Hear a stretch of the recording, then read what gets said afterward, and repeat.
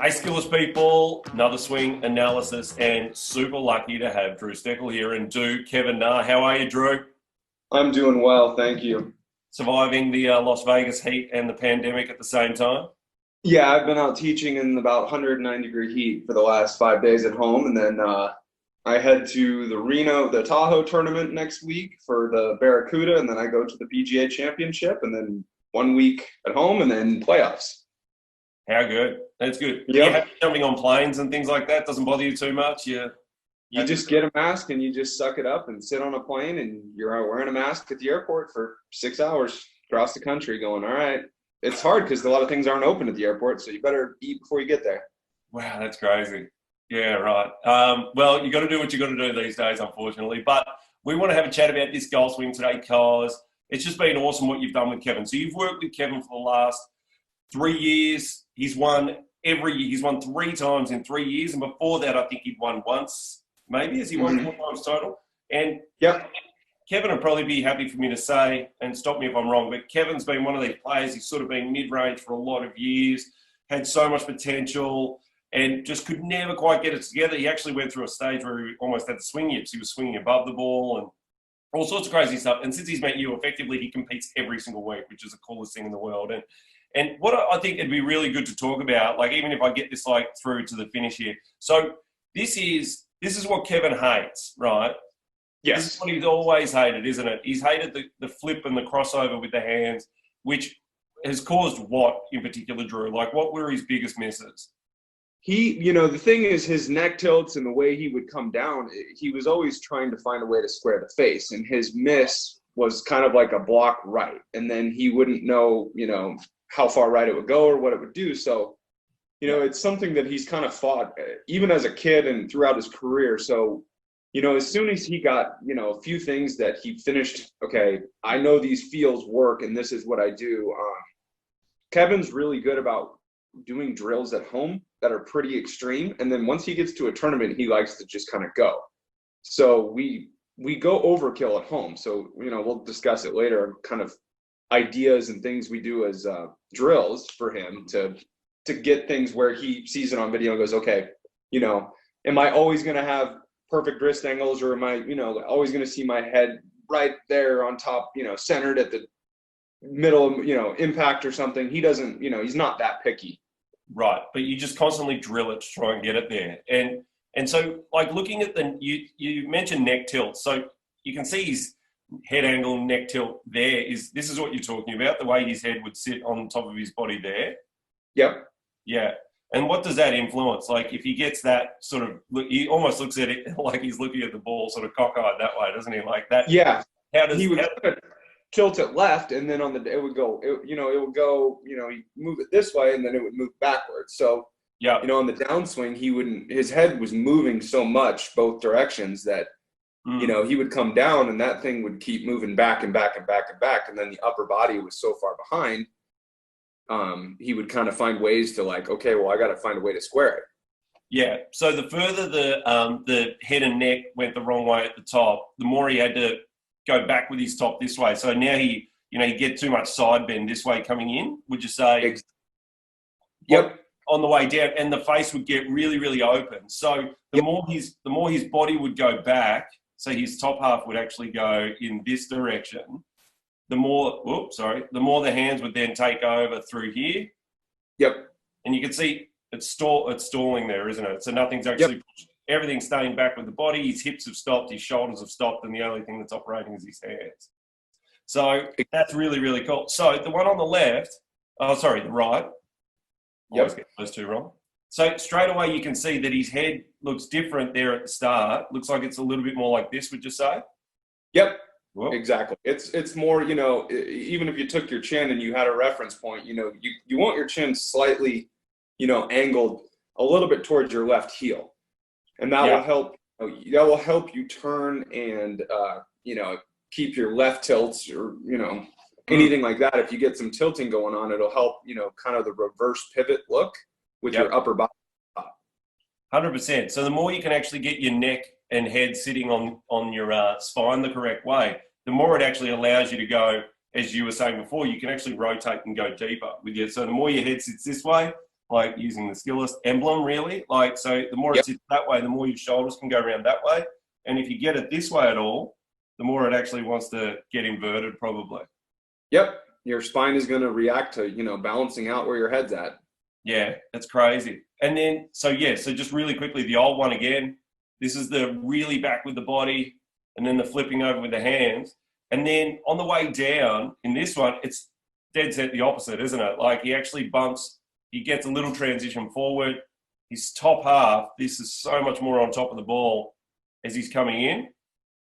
Yep. Look at that. Wow, that's crazy. Yep. How much better is that?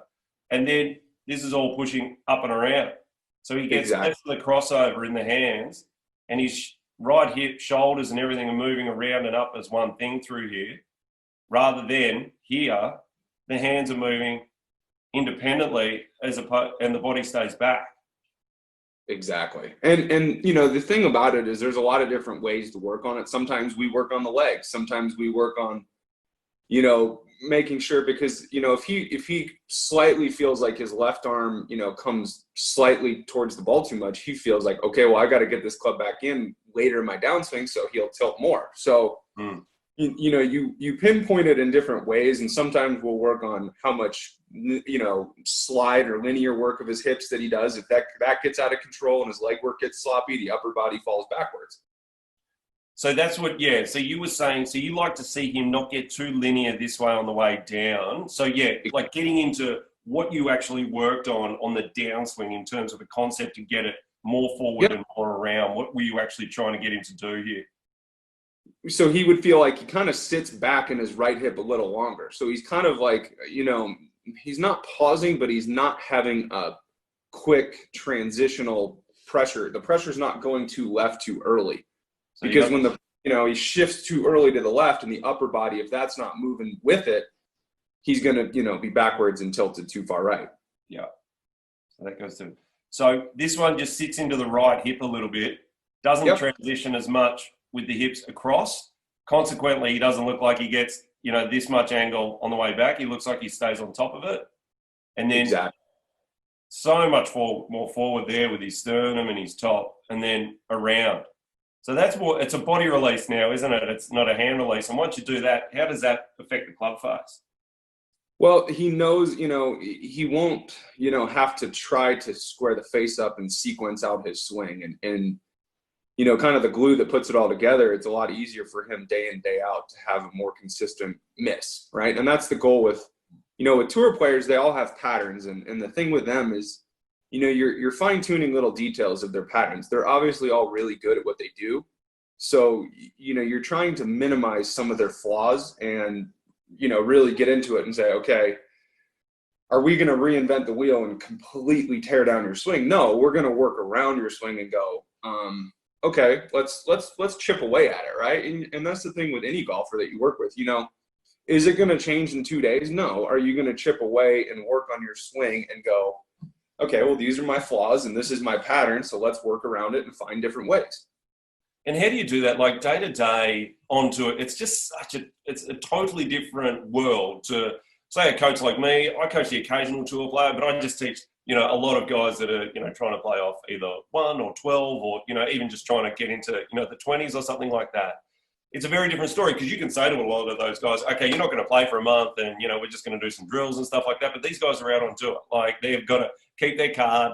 They know they have, in some situations, well, Kevin's obviously pretty safe for a while, but like in some situations, they completely hate their ball flight, but they don't completely want to change everything. So how do you do that? Yeah, that's, that's the thing is, like, let's say you're at, Memorial last week or the week before, like, you're not going out on the range and reinventing the wheel because they've still got to go out and play a hard, difficult golf course, score, make the cut, play well, try to make money and, do their job. And if they're out there just, going out there going, okay, well, I'm going to make swings on video and make it look good on video to go play, that doesn't mean they're going to play well. So you have to kind of nitpick how and when you work on things with the tour player versus the 12 handicap that's the club golfer. Those people don't have consequences when they make a bogey. It's just a bogey, right? It's not like, I missed the cut because I bogeyed 18 today. So you really kind of nitpick certain times and, you try to gear it towards certain times of the year. And, luckily a lot of my guys I've worked with for long enough. So it's like a constant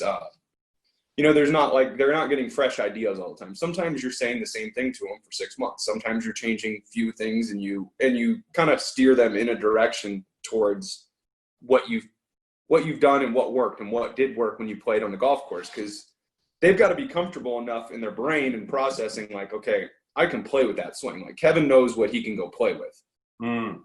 Yeah, that's so interesting. But it must be such a balancing act, because as we just said, you've got Kevin, but then you've got Jason, and then you've got Pat, and then you've got Anna, and you've got all these. So you're constantly like, you're pulling the strings constantly without ever trying to, mess things up too much, because they've got to go out and play all the time.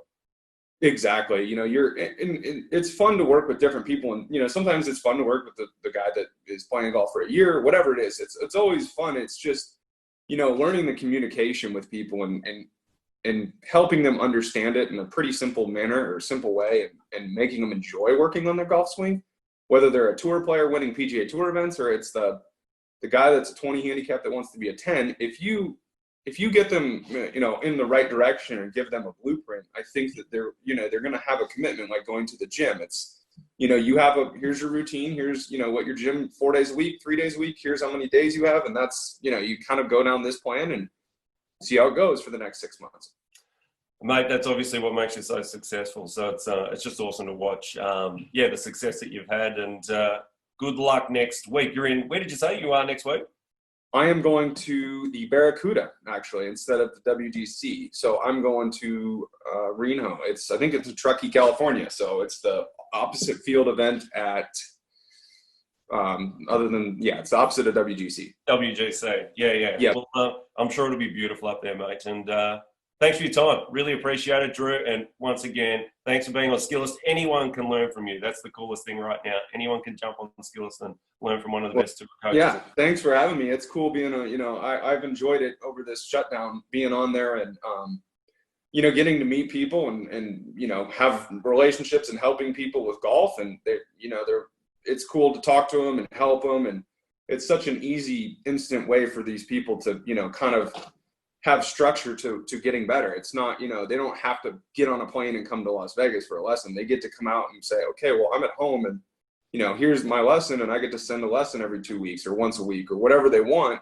and, be in constant communication. Yeah, it works beautifully. Mate, thank you so much, and let's do this again. You're the man. Thank you. Thanks, mate.